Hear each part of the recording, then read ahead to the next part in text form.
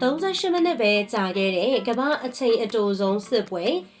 အများစုကလာပေါင်းများစွာကနေနှစ်ပေါင်းများစွာကြာမြင့်လေးရှိပြီးတော့အသက်သွေးချွေးနဲ့တံပိုးကြီးရတနာတွေကိုယင်းရလေးရှိပါတယ်။ဒါပေမဲ့ဒီစစ်ပွဲကတော့တမိုင်းတစ်လျှောက်မှာအံ့ဩစရာအကောင်းဆုံးဖြစ်ရလာအောင်မိနစ်ပိုင်းလေးနဲ့ပြီးသွားခဲ့ပါတယ်။ဒါကမယုံနိုင်စရာကောင်းပေမဲ့ဒီစစ်ပွဲကတကယ့်ကို38မိနစ်ပဲကြာခဲ့ပါတယ်။ဒီစစ်ပွဲကတော့အင်္ဂလိပ်Zanzibar စစ်ပွဲပဲဖြစ်ပါတယ်။ဒီနေ့ဗီဒီယိုမှာတော့38မိနစ်ပဲကြာခဲ့တဲ့ကမ္ဘာအချိန်အတိုဆုံးစစ်ပွဲအကြောင်းပြောပြပေးသွားမှာဖြစ်လို့ဗီဒီယိုလေးထဲမှာအထူးထူးကြည့်လိုက်ရအောင်ပါရှင်။အင်္ဂလိပ် Zanzibar စစ်ပွဲဟာတမိုင်းတစ်လျှောက်အချိန်အတိုဆုံးစစ်ပွဲအဖြစ်စံချိန်တင်ထားပါတယ်။ဒီကြားရဲ့အကြာချိန်ကိုဒီကနေ့အထိငြင်းခုန်နေကြပေမဲ့တမိုင်းပညာရှင်အများစုကတော့38မိနစ်ဝန်းကျင်ရှိရလို့သဘောတူထားကြပါတယ်။တိုက်ပွဲကခက်မြမြန်ပဲစတင်ပြီးတော့အဆုံးသတ်ခဲ့ပါတယ်။စစ်ပွဲကြာချိန်ကအားကစားပွဲတွေထက်တောင်မြန်ပြီးတော့တနအီမပြည့်ခင်မှာပဲပြီးဆုံးသွားခဲ့တာပါ။ဒီစစ်ပွဲကဗြိတိရှ်အင်ပါယာရဲ့အင်အားကြီးမားမှုနဲ့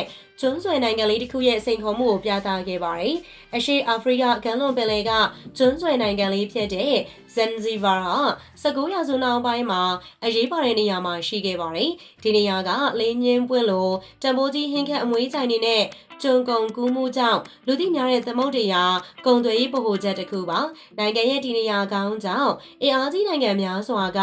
Zanzibar ကိုအနီးကပ်စောင့်ကြည့်ခဲ့ကြပါတယ်အဲ့ဒီအချိန်ကဩဇာလွှမ်းမိုးမှုကြီးနေတဲ့ဗြိတိရှ်အင်ပါယာကကျုံကုံကူးမှုကိုအဆုံးသတ်ပြီးတော့သူတို့ရဲ့အရေးပါအရာရောက်ပုံကိုပြကျင်ခဲ့ပါတယ် Zanzibar 1890ခုနှစ်မှာဗြိတိရှ်ထိန်းချုပ်ခံနိုင်ငံဖြစ်လာခဲ့ပြီးတော့ဗြိတိရှ်ကြီးကြပ်မှုအောက်မှာဆူလတန်ဘုရင်ကအုပ်ချုပ်ခဲ့ပါတယ်ဗြိတိရှ်လိုလားသူဆူလတန်ဟမ်မဘင်ဒေါ်ပရီနီယာ1893ခုနှစ်ကနေ1896ခုနှစ်အထိကိုအုပ်ချုပ်ခဲ့ပြီးတော့အဲ့ဒီနေ့ရဲ့ဩဂုတ်လ25ရက်နေ့မှာရုတ်တရက်ကွယ်လွန်သွားခဲ့ပါတယ်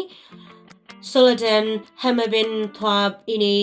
ကွယ်လွန်သွားခဲ့တဲ့ရုတ်တရက်သေဆုံးမှုကြောင့်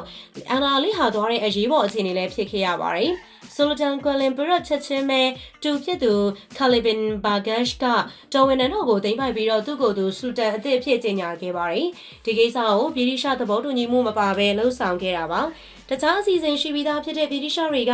ခလေးရဲ့လုပ်ရက်ကိုအပြင်းထန်ကန့်ကွက်ခဲ့ပြီးတော့သူတို့ကိုဗြိတိရှ်ဆန့်ကျင်သူဖြစ်သူကိုသတ်မှတ်ခဲ့ကြတယ်ဗြိတိရှ်တန်တမန်ချုပ်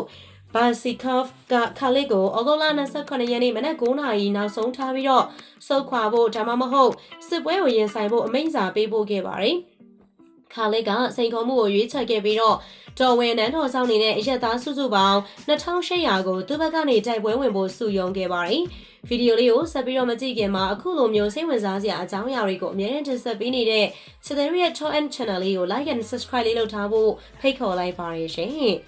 တတ်မှတ်ထားတဲ့1896ခုနှစ်ဩဂုတ်လ28ရက်နေ့ရဲ့မနက်9:00နာရီကျော်လွန်သွားခဲ့ပေမဲ့ခါလေးကမဆုတ်ခွာခဲ့ပါဘူး။သူရဲ့အလံကိုနန်းတော်ပေါ်မှာဆက်ပြီးတော့လွှင့်ထူထားတော့မှာပဲ။ဒါကြောင့်မို့စိတ်ကမ်းမှာအသင့်ပြင်ထားတဲ့ရေတပ်ဗိုလ်ချုပ်ကြီး Harry Rawson ရဲ့ဦးဆောင်မှုအောက်ကဗြိတိရှ်စစ်သင်္ဘောတွေကမနက်9:00နာရီမိနစ်မှာပဲပြင်းထန်တဲ့ဘုံကျဲတိုက်ခိုက်မှုကိုစတင်ခဲ့ပါတယ်။လေးလံနဲ့ဘုံစံတွေကဆူလတန်ရဲ့နန်းတော်ဘုံကြားရောက်ခဲ့ပြီးတော့မကြာခင်မှာပဲနန်းတော်ကြီးမီးလောင်သွားခဲ့ပါတယ်။ဇန်ဇီဘာတပ်ဖွဲ့တွေကပြန်လည်တိုက်ခိုက်ဖို့ကြိုးစားခဲ့ပေမဲ့အင်အားမမျှခဲ့ပါဘူး။ခဏလေးအတွင်းမှာပဲဆူလတန်ရဲ့အပျော်စီးသင်္ဘောကြီးဖြစ်တဲ့